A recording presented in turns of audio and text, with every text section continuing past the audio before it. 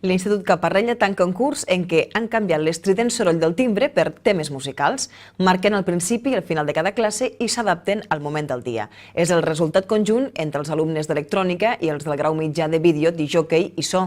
Alhora que es volen fomentar estats d'ànim positius, s'amplia la cultura musical de tots els alumnes del centre.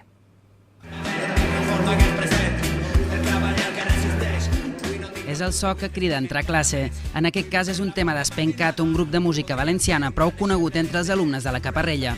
Ho han triat els mateixos estudiants del cicle formatiu de grau mitjà de vídeo, discjòquei i so. I no ho han fet aleatòriament, sinó que juguen també amb les emocions. Intentes buscar cançons més alegres o menys.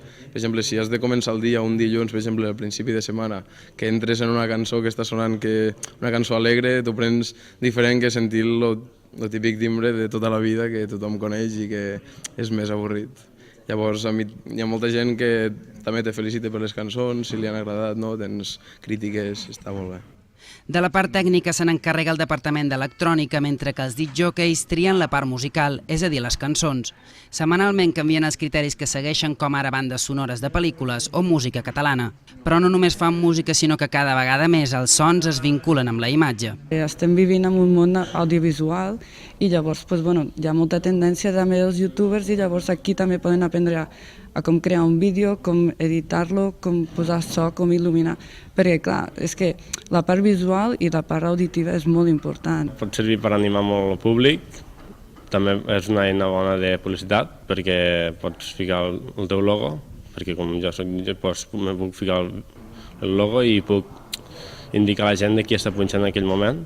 I és que el vídeo dia a dia pren més pes també en la vida nocturna.